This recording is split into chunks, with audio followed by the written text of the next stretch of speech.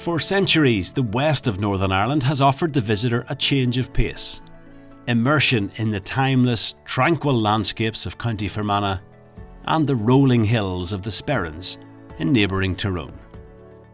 But in more recent times, this area has also offered one of the very best golfing destinations in the country.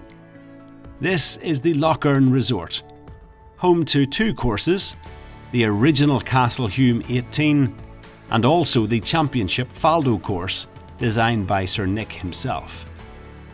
The resort also became famous for hosting a rather prestigious international conference. The most powerful people on the planet gathered here for the G8 Summit. It was another incredible example of the transformative impact of golf in this country. Centuries earlier, power in Fermanagh was sustained by the building of castles during the Ulster Scots plantation, and some of these have survived remarkably well. Both Tully Castle and Menay were built by Scottish noblemen and are a short drive from the Lochern Resort. Of course, this being Fermanagh, it's even quicker to go by boat. You know, we've got so much to see around here, so it's great. Bringing people to the most beautiful parts of the upper and lower Lochern. We take people to Devonish, White Island, Crom Estate, Inishmack Saint. We've now got a distillery on the loch up here, so it's great. Just wherever they want to go, really, you know. Special part of the world. Aye, well I think so anyway, but I'm biased.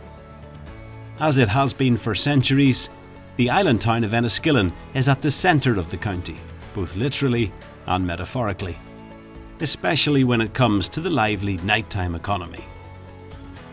Nightlife of a different kind can be enjoyed at the Dark Sky Observatory in neighbouring County Tyrone. Looking at space from here is entirely fitting. The family of the first man on the moon, Neil Armstrong, were Fermanagh people.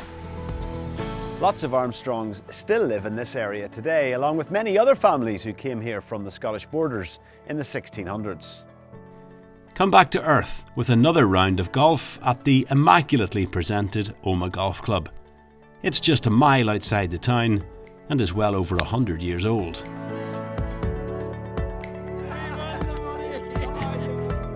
Finish up in the west with a visit to the Ulster American Folk Park to learn about the contribution made by Ulster people to the founding of the USA. One of the most significant descendants of the Ulster Scots emigrants from this area was President Ulysses S. Grant. That connection is celebrated in the Grant Centre and also in one of Omagh's best restaurants. Wherever you're heading on to after that, you won't be leaving hungry. Every portion at Grant's is a par 5. Here's a recap of your golf tour in the West. Follow our recommendations or set your own course.